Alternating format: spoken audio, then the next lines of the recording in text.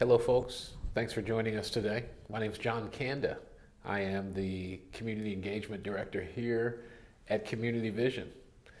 And today, I'm very excited to have this conversation with one of my favorite local artists. His name is Tristan Petty, and he's been internationally influenced, and we're going to talk to him about his love of art, his background, and we're going to share some things with you as we go along. So I'd like to welcome Tristan Petty. How are you today? I'm doing good. Thank you, John. Excellent. Good to have you here. Yeah, it's great to be here. Excellent. Let's tell the audience about you. What would you like them to know? So I was born in Saratoga Springs in upstate New York. We lived in the U.S. for 2 years, and my dad, who was a journalist at that time, he wanted to be a foreign correspondent, and in 1987 we moved to Germany, and we lived there for 10 years before moving back to the U.S. And yeah, I spent almost my entire childhood in Germany, so I was 2 to 12 years old, and it really had a lot of influence on me as well as my art. And when I started drawing, because I think every kid when they're younger they love to draw. I would copy stuff from like Disney cartoons or stuff from Beatrix Potter, or pretty much any book, TV show, or movie that I had seen as a kid Yes. around that time. And in 1995, I started coming up with my own characters. It was a cat and a rooster, and I drew them in a kind of a cartoony kind of fashion that was taking a little inspiration from Jim Davis, who created Garfield, and Charles Schulz. And one of the other things I would do is I'd come up with stories for these characters, and we had a backyard right outside of our house. It was because not outside of our house. It was in an apartment we lived in, a red brick apartment, and I would sometimes go out the back way out of my living room window and climb on down to the back, and I would just kind of dance around, just going among trees. And this was close to the Rhine River, I should mention, and I would dance around, spin like a top, and kind of tell my own stories, and just kind of do different voices for each of my characters. Yes. And so since we living in Germany, we lived in Providence, Rhode Island for 2 years, and since December of 1999, we've been living here in Portland, Oregon. And but yeah, I do still kind of feel like my mind is still back in Europe in a lot of ways because of my influences, and we have visited other places while we were still there because of my dad's job. We had that opportunity to go around. Like, we've been to France, the Acropolis in Greece, and we've been to England, the Lake District, and London, and we've even got to go to the Berlin Wall when it was coming down, right before it was coming down. So when you talked about the work that your father did, and I met him, he's a lovely gentleman, and we've had great conversations. How much of an influence was the type of work that he did and what he showed you have on you? I would say there was definitely that creativity that he has that really got inspired me as far as my stories and my artwork and my photographs go. Yes, that's wonderful.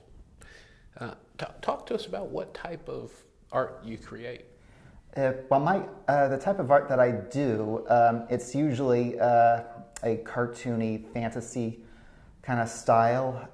So what I like doing is a lot of the cartoon stuff that I did as a kid, and I still kind of incorporated. But what I do is like I do sort of a romantic, sometimes a little dark, and having a bit of innocence to it in my art, and giving it some old-fashioned beauty to it. And I've also do some landscapes that are mostly inspired by going to Europe, like some castle ruins that we saw in Germany. Yes.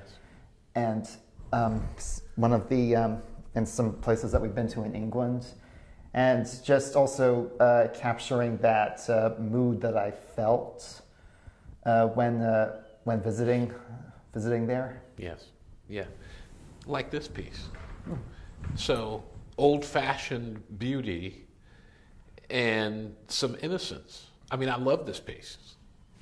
Yeah. So this piece right here, this was part of a contest I did for some artists who were doing a Little Red Riding Hood inspired picture, and thought I'd actually get to try it. I mean, I didn't win anything, but yeah, I'm glad I got it out here, and I think a lot of people really loved it. This kind of did take a little influence from some children's books that I saw looked at as a kid, and especially some ones that had a bit more of a dark atmosphere to it, and just thinking about when I lived in Germany, just that moodiness that I felt that I'm bringing to it. Yes. Have you ever thought about children's book illustration? I have, yes. And I have my own book idea. It's a poem, and it takes place in 19th century France, and it's about a French aristocrat's daughter who fights crime during the night. Ah. So it has kind of like a sort of more children's version of Batman mixed with Zorro a little bit. Two of my favorite characters, by the way. That's excellent. Does creating art allow you to bring out what you're feeling on the inside? A lot of times it does.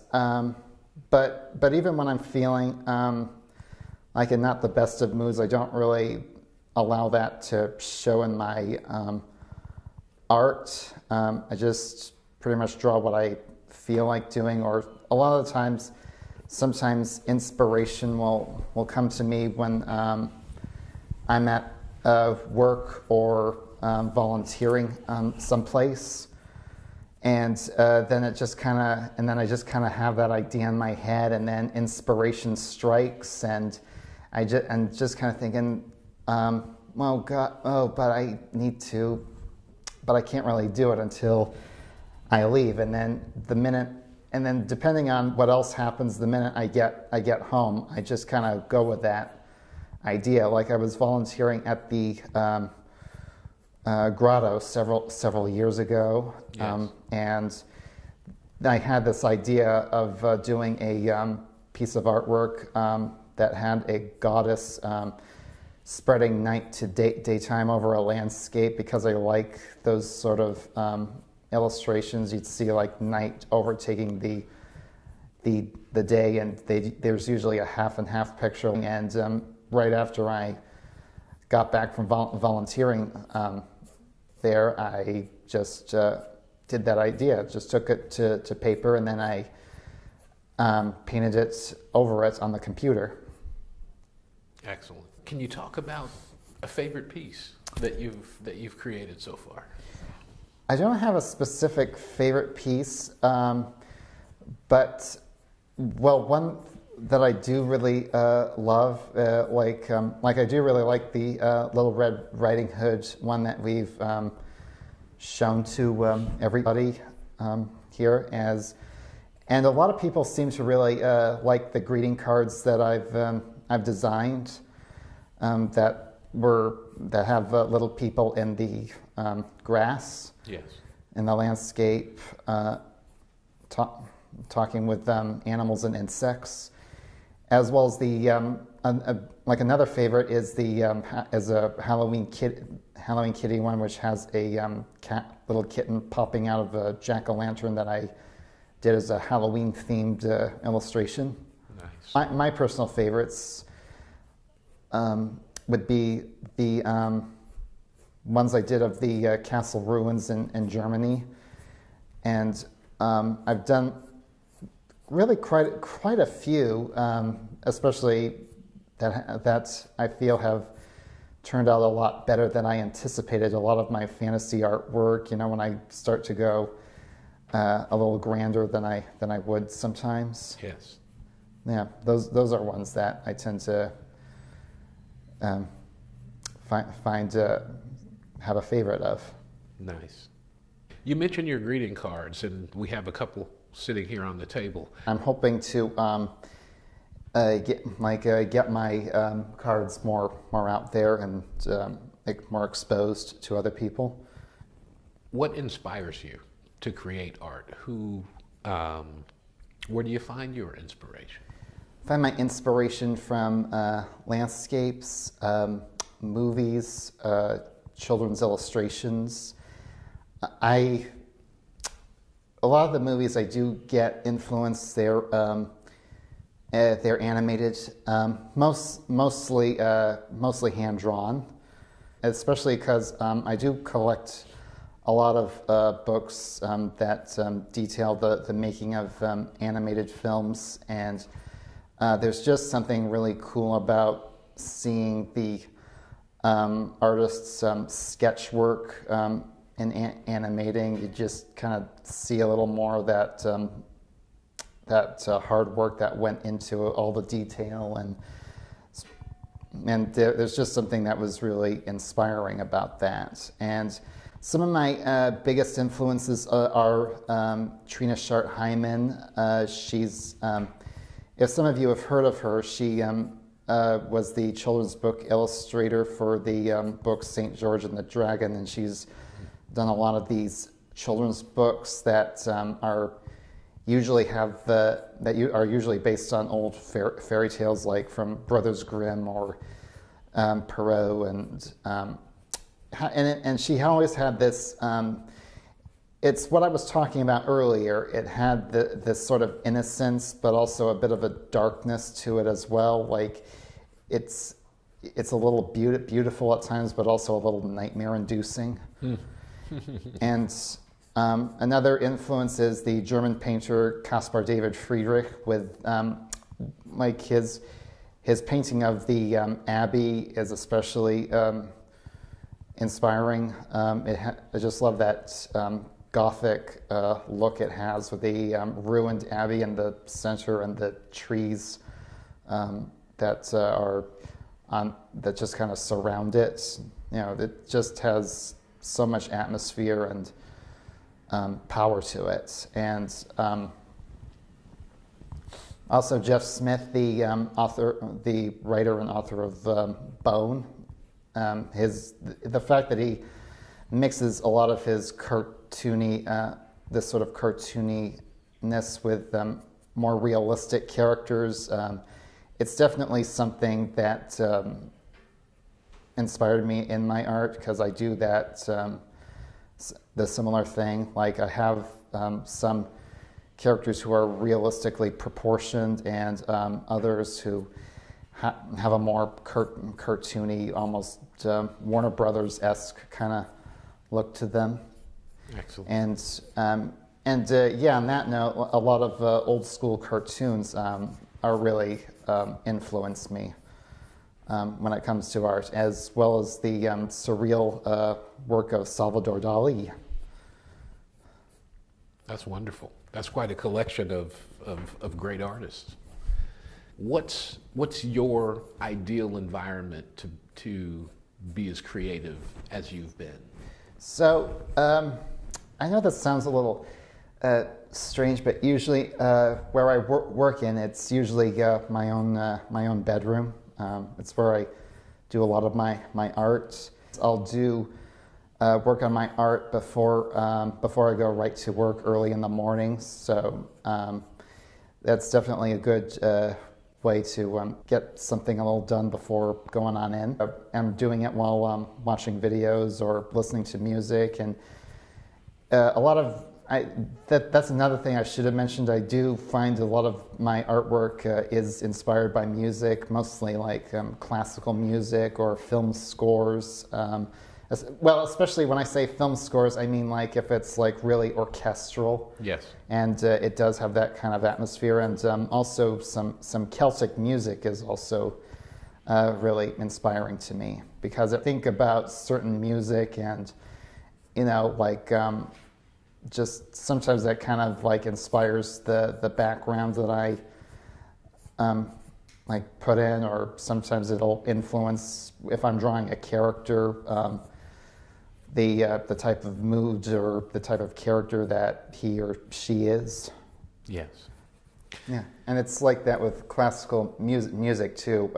Like a couple ones that I feel do kind of like get into my imagination whenever I'm drawing. It's either from Beethoven or Tchaikovsky, because they do really have these sort of like with Tchaikovsky in particular, because there are definitely a lot of themes that run through his music, and it just really has this sort of powerful emotion to it. Yes. How important is art to society? I think it is important to society because it allows people to express what they're feeling, or as kind of a way of contributing their own creativity to the world, and you know, showing pretty much showing who they are as a person, showing the emotions and whatever the artist is going through or thinking, like sharing his or her own style and what they believe in and their interests. Excellent. So Tristan, how do people contact you, see your work, get a hold of you? So you can see my artwork at Tristan Petty Artist on Facebook. You can see my art on my blogspot on fantasiaimages.blogspot.com and fantasiaimages.weebly.com. And have a profile on LinkedIn. Excellent, excellent. Give us some final thoughts for today. What I hope with my art is I hope to influence other people on an emotional and artistic level, and that to me would be the greatest thing. I mean, you know, just if I get my art out there and you know, somebody finds inspiration from it. That's wonderful. Can you show our audience what you've been working on since we've been talking? So this is a character I've designed. So my idea with this character is that she goes through a transformation. Like during the daytime, she's a raven, and at nighttime she regains human form when there's a full moon out. And with the design of her, it's pretty much telling a whole story right here. As you can see, I have little, so her eyes are a little, they're a little sunken in right here, and they're like little bags under her eyes. And you know, because she turns into a raven, I gave her she has black hair, and I gave her a feather dress. And so yeah, this is another thing what I'm doing, going back to the concept of combining beautiful, innocent, and a little scary with this particular character. That's excellent work, Tristan. Thank you for sharing your information. My pleasure. Your inspiration and your beautiful artwork with us today. It's been a pleasure having you. Thank you, John.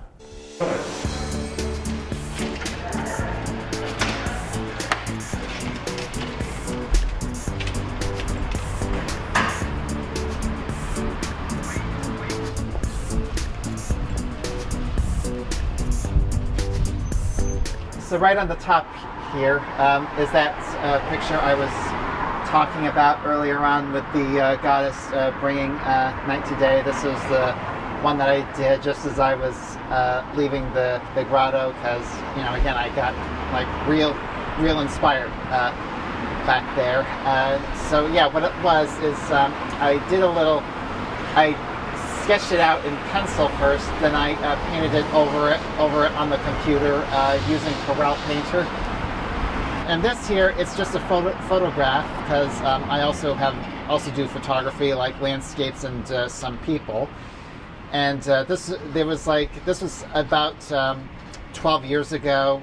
It was a really nice morning, wintry morning out, and my dad and I went for a walk out in Washington Park, and there were like all these mists that were just surrounding the forest, and it gave this really cool, mysterious atmosphere to it.